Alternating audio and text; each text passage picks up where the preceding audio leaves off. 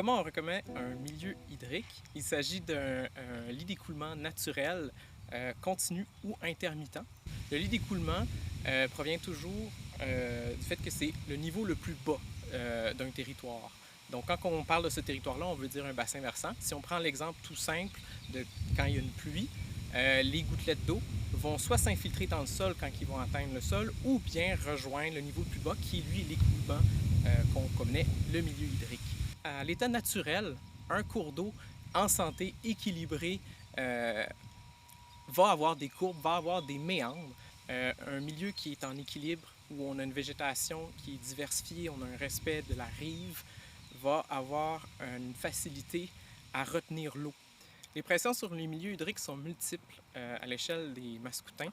Le premier, évidemment, on est en territoire agricole à 96 %, donc l'agriculture. Il y a également la production industrielle qui peut fournir une pollution diffuse. Il y a les conflits d'usage, l'imperméabilisation des périmètres urbains et également les surverses.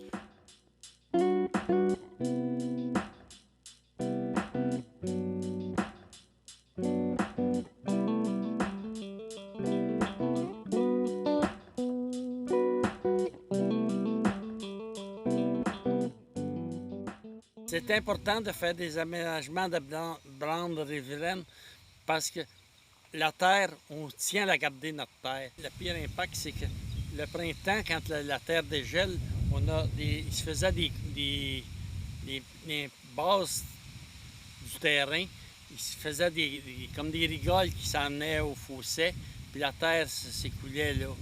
Puis souvent, c'est la meilleure partie du sol qui s'en venait dans le cours d'eau.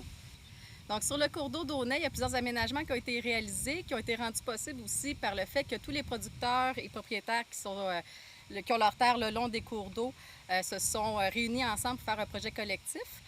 Donc, il y a les aménagements de bandes riveraines qui ont été faits. Il y a aussi des aménagements de seuil au bout des fossés qui ont été aménagés, ce qui permet de retenir l'eau dans les fossés quelques heures de plus suite à une pluie pour éviter qu'il y ait vraiment des grandes crues éclairs donc dans le cours d'eau, ce qui augmente le transport des sédiments et l'érosion dans les cours d'eau.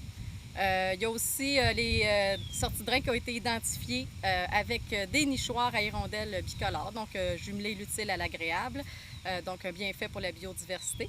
Puis tout ce projet-là a été réfléchi dans l'optique de retarder le plus possible le prochain entretien de cours d'eau qui peut-être viendra dans plusieurs dizaines d'années au lieu d'être dans un laps de temps plus rapproché.